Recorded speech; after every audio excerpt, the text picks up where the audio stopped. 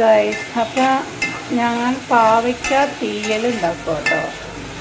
അപ്പം ഉള്ളി സബോളയ്ക്ക് നന്നായിട്ട് വഴണ്ട ശേഷം പാവയ്ക്ക ഒന്നും കൂടി വഴറ്റണം.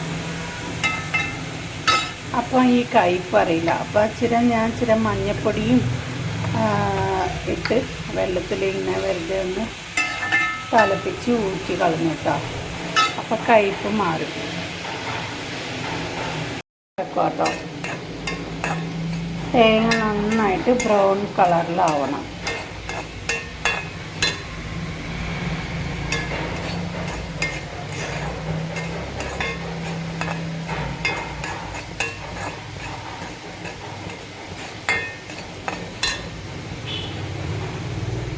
ഇപ്പോൾ നന്നായിട്ട് ബ്രൗൺ കളറായിട്ടോ. അപ്പം അത് കഴിഞ്ഞ് മല്ലിപ്പൊടി ഇടണം.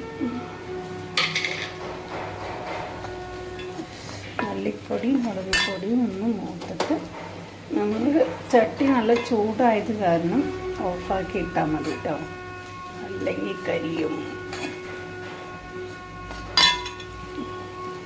മുളക് പൊടി മഞ്ഞൾപ്പൊടി ഇടണം കേട്ടോ. മഞ്ഞൾപ്പൊടി ഇടണം, മുളക് പൊടി മല്ലിപ്പൊടി മഞ്ഞൾപ്പൊടിയൊക്കെ ഇട്ട് അങ്ങനെ ചൂടാക്കിയെടുക്കണം. പാവയ്ക്ക ഒന്ന് ഉണങ്ങി അങ്ങനെ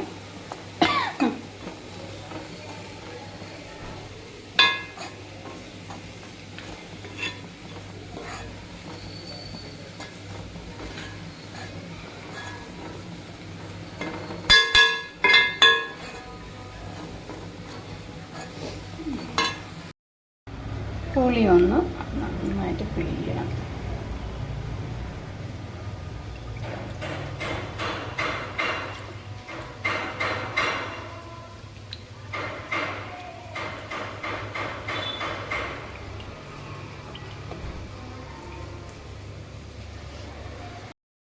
നമ്മൾ പാവയ്ക്ക തിളപ്പിക്കുക കേട്ടോ.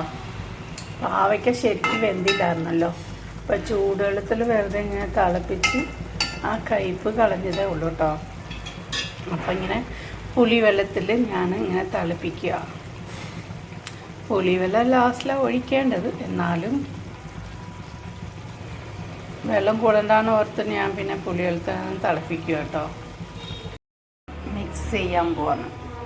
മിക്സിയിലടിച്ച് നമ്മൾ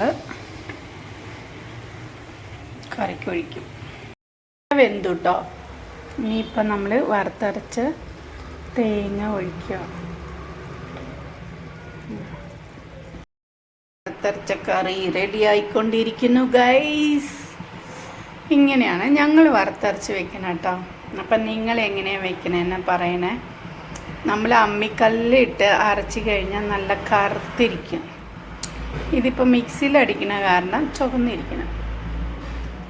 ഇങ്ങനെ വെള്ളമില്ലാതെ നമ്മൾ അമ്മിക്കല്ലിമ്മ അരയ്ക്കുമ്പോൾ നന്നായിട്ട് എണ്ണയൊക്കെ തെളിഞ്ഞ് വരും.